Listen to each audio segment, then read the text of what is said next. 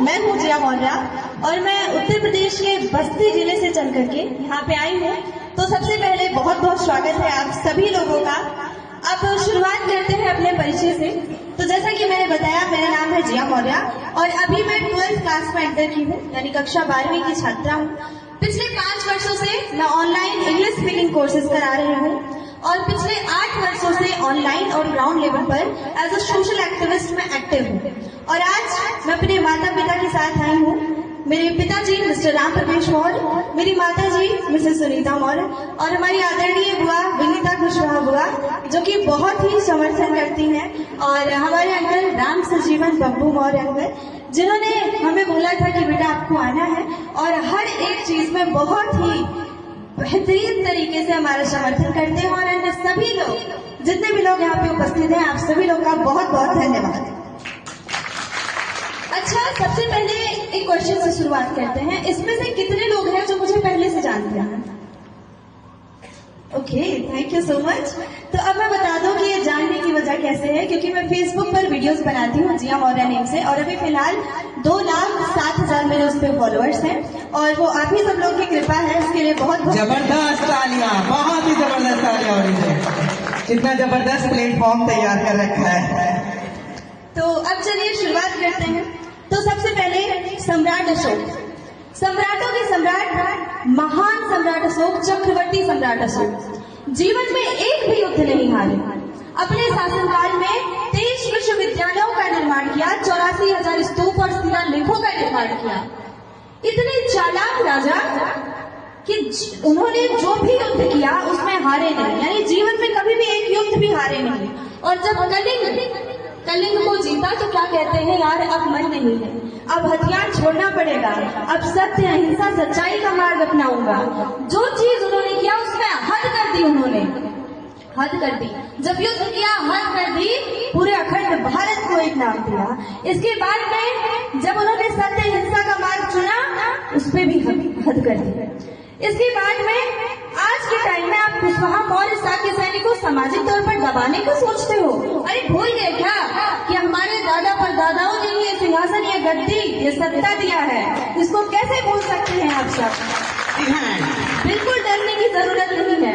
हम तो वो चिराग जो हमेशा जलते रहते हैं, है ना, ये जरूरी भी है। अब इसी के साथ साथ ये तो उस समय का राजतंत्र था। और दोस्तों, एक राजा को सम्राट ऐसे ही नहीं कह दिया जाता है। जब 7,000 वर्ग किलोमीटर के क्षेत्र पर उसका शासन होता है, तब एक राजा को सम्राट कहा जाता है। जब कई राजा उसके अंडर में काम कर रहे होते हैं, तब उनको सम्राट कहा जाता है। ऐसे थे हमारे परदादा सम्राट अशोक। आपको गर्व करना चाहिए, हमें गर्व होना चाहिए ऐसे दादा परदादाओं पर। आज आप झुकते हो? बिल्कुल नहीं। उस समय उनकी जो उसूल था कि हमको सर कटाना मंजूर है, लेकिन सर झुकाना मंजूर नहीं है। बस इसी चीज को आज हमें आगे लेके चलना है। आज लोकतंत्र की बात करते हैं। मैं बहुत ही खुल के हर एक मुद्दे पे बात करती हूँ। तो डूबता होगा आपके यहाँ चाय में बिस्किट, हमारे यहाँ तो पूरा देश डूब रहा है। कोई भी पार्टी हो, अगर वो जनहित में, देश हित में कार्य कर रही है तो उसका खुलकर समर्थन करिए।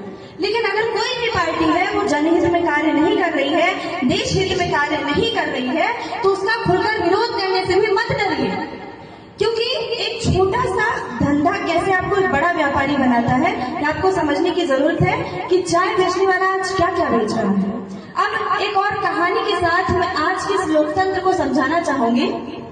एक बार की बात है, गांव में दावत रखी गई, सभी गांववासी आमंत्रित थे, सब आते हैं। फिर बात में ही शर्त लगती है, 100 गुलाब जामुन रखे जाते हैं और बोलते हैं सबसे पहले जो 100 गुलाब जामुनों को खत्म कर लेगा उसको 5,000 रुपए इनाम में मिलेंगे। काफी लोग आते हैं प्रतियोगी, गांव में से कम 10-15 लोग बाहर आते हैं। सरपंच साहब भी उठते हैं, बोलते हैं हम भी प्रतियोगिता में भाग लेना चाहते हैं। सारे 10-15 लोग पीछे चले जाते हैं। सरपंच जी कहते हैं, अरे भाई मैंने तो अभी खाना शुरू ही नहीं किया, तुम लोग पहले कैसे वहां चले गए? एक बुजुर्ग व्यक्ति उनके कान में बोलता है, हे सरपंच, तो गांव का लेटरिन खा गया, आवाज खा गया, सड़क खा गया, ये 100 गुलाब जामुन तेरे लिए क्या है? तू तो वैसे ही 5,000 लेके जाने वाला है।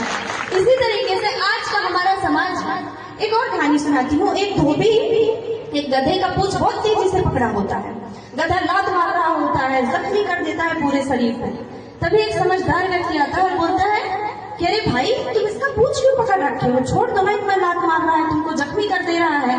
कहते हैं तुम्हें ये तो दिख रहा है कि हमको लात मार रहा है, हमको जख्मी कर दे रहा है, लेकिन तुमको ये नहीं दिख रहा है हमने पूंछ कितना तेजी से कस कर पकड़ा हुआ है। यही हाल है हमारे देश की जनताओं का। हम क्या करते हैं, हम सही क्या है गलत क्या है ये नहीं, हमने कितना तेजी से किसी का पीछा पकड़ रखा है, किसी का पूंछ पकड़ रहा है, इस चीज में हमें ज्यादा गर्व महसूस होता है ना। जरूरी है कि आप किसी भी क्षेत्र से हैं, किसी भी उम्र में हैं, सही गलत का पहचान आपके अंदर होना चाहिए और ये जरूरी है। अब अभी हमने हाल ही में हमारा घर बना है, तो हमारे पिताजी बड़े गर्व के साथ कह रहे थे, एक हमारे गांव के लोग आए तो आए और फिर मेरे पिताजी कह रहे थे देखिए हमारी बेटी ने ये किया, हमारी बेटी ने प्लास्टर करवाया, उसके बाद पेंट कराया, घर बनवाया। तो उन्होंने बोला मोरा जी ठीक तो है, हम भी बहुत गर्व करते हैं आपकी बिटिया पे, लेकिन एक शायरी कहना चाहते हैं। तो पापा ने हमारे बोला बिल्कुल कहिए। तो कहते हैं जो खानदानी रईस है वो मिजाज रखते हैं नर्म अपना, जो खानदानी रईस है वो मिजाज रखते हैं नर्म अपना। मौर्य जी आपका लहजा बता रहा है आपकी दौलत नहीं है। हमारे पिताजी ने कुछ नहीं बोला, बोले गर्व का नहीं करेंगे बस। उसके बाद में बात होने लगी उनकी कि हिंदू खतरे में है। हमने भी बोल दिया कि सर जो खानदानी पैदाइशी हिंदू हैं उन्हें आज तक खतरा नहीं हुआ, आपकी अंधभक्ति बता रही है आप 2014 वाले हिंदू। चाय भी नहीं थी, हमारी मम्मी ने इतने प्यार से चाय लाया, नमकीन लाया, समोसा लाया, छोड़कर चले गए, बोले हमारे जाने का समय हो गया। बस ऐसे ही लोग हमें दबाने का प्रयास करते हैं, हमें कुचलने का प्रयास करते हैं, लेकिन जब हम उनको हावी होने देते हैं अपने ऊपर तभी ये हो सकता है। अगर हम ऐसे लोगों से दूरियां क्रिएट कर ले, डिस्टेंस क्रिएट कर ले, तो कभी ऐसा नहीं होगा। ये चीज समझने की जरूरी है, आप लोग को समझने की जरूरत है, हम सभी लोगों को। अच्छा, मैं किसी भी धर्म का विरोध नहीं करती, मैं किसी भी धर्म का विरोध नहीं करती, चाहे हिंदू है, मुस्लिम है, सिख है, ईसाई है, बौद्धिस्ट है, कोई भी है। मुझे दिक्कत है बस पाखंडवाद और अंधविश्वास से। आपने देखा होगा जितनी भी महिलाएं हैं सबसे ज्यादा धार्मिक वही होती है। मैं जब लेखकों का जीवन परिचय पढ़ती हूँ तो मैं देखती हूँ उनकी माता जी धार्मिक प्रवृत्ति की थी, है ना। ऐसा आप लोगों ने देखा होगा, अधिकतर लेखकों की जो जीवन परिचय होते हैं उसमें उनकी माता जी का धार्मिक प्रवृत्ति दिखाया जाता है। अच्छा, लेकिन धर्म के नाम पर सबसे ज्यादा स्त्री को ही दबाया जाता है, चाहे पैतृकता के नाम पर हो गया, पैट्रियार्की हो गई, चाहे मैनिपुलेशन हो गया, चाहे कैसा भी, उनको ही दबाया जाता है और वही सुबह शाम दिन रात पूजा भी करते हैं। पूजा करना गलत बात नहीं है, लेकिन पूजा का अर्थ क्या होता है, उससे पूर्ण जा से जानकारी, पूर्ण जानकारी। जब किसी चीज के बारे में आपको पूर्ण जानकारी हो जाती है, उस चीज के आप स्पेशलिस्ट हो जाते हैं, वही आपकी पूजा होती है। क्यों बोला जाता है कर्मी पूजा है, इसीलिए तो। और अगर आप अंधविश्वास और पाखंडवाद से बाहर नहीं आएंगे तो भविष्य में आपका ऐसा हाल होगा जिसका आपने कभी कल्पना भी नहीं किया होगा। आप एक बार इतिहास के पन्नों को उठाकर देखिए, सावित्रीबाई फुले जी को पढ़िए, पढ़ने की जरूरत है। 13 वर्ष की उम्र से उन्होंने टीचिंग स्टार्ट किया। फूलन देवी को पढ़िए, झलकारी बाई को पढ़िए और देखिए कि वो महिलाएं कौन थी, वो वीरांगनाएं कौन थी। आज के टाइम पे नारीवाद के सवाल उठता है। नारीवाद का मतलब होता है कि स्त्री और पुरुष सामान्य है, लेकिन आजकल के पुरुषों को लगता है नहीं है, हमको दबाने का प्रयास किया जा रहा है। काहे किया जाएगा प्रयास, इस चीज को भी तो समझना जरूरी है। बस ऐसे ही हमें आगे बढ़ते जाना है और ऐसे ही बेहतरीन करते जाना है। और एक चीज मैं आप लोग को बता दूं कि मैंने देखा है जब भी मैं ऐसी कोई वीडियोस बनाती हूँ जहाँ पे मैं अपनी तार्किक बातों को रखती हूँ, कमेंट्स में जब गालियां पड़ती हैं ऐसी तो मैं यूजुअली इग्नोर कर देती हूँ क्योंकि आदत पड़ गई है ऐसी चीजों की, यूज्ड टू हो चुकी है। लेकिन जब मैं उनका प्रोफाइल ओपन करती हूँ, बायो में क्या लिखा होता है, शिव सदा सहायता, जय श्री राम। मैं ये नहीं बोलती धर्म गलत है, लेकिन आप एक बार खुद के व्यवहार को देखिए, खुद के मुंह से जो शब्द निकल रहे हैं उसको देखिए और आप धर्म कौन सा अपना रहे हैं ये भी देखिए। मर्यादा पुरुषोत्तम राम को तो बहुत मानते हैं ना, उनके जैसा बनने का प्रयास क्यों नहीं करते। किसी भी धर्म में ये नहीं कहा गया चुगली करो, गाली दो, ये करो, लेकिन फिर भी करते हैं और बस एक वेश बचे हुए हैं कि हाँ मैं हिंदू हूँ, हाँ मैं मुस्लिम हूँ, हाँ मैं ब्राह्मण हूँ। जब सच्ची नीतियों को, नैतिक मूल्यों को आप पालन करना शुरू कर देंगे तब मैं मानूंगी कि हाँ आप असली धार्मिक व्यक्ति हैं, आप असली मर्यादित पुरुष हैं। मैंने देखा है तमाम ऐसे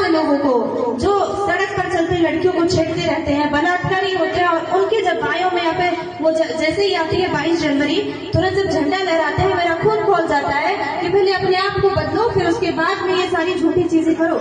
बोलते हैं ना, ये धर्म नहीं ये धंधा है, यहाँ पढ़ा लिखा भी अंधा है, यहाँ पढ़ा लिखा भी अंधा है। मैं 8 वर्ष की थी जब मेरे पिताजी मुझे ऐसे मीटिंग्स प्रोग्राम्स में ले जाया करते और वहां पे बोलते थे बेटा बोल नहीं सकती तो सुनो। मैं सुनती आती थी, धीरे धीरे बोलना मैंने शुरू किया और आप विश्वास नहीं करेंगे कि जितना आप बाहर निकल कर सीखते हैं, समझते हैं, जितना प्रभाव उन सबसे पड़ता है, घर में रहकर आप वो चीजें नहीं सीख सकते। और टाइम की थोड़ी कमी है, जैसा कि भोजन हमारी बता रही है, तो इसी के साथ एंड करते हैं। बहुत बहुत धन्यवाद, बहुत बहुत शुक्रिया आप लोगों का।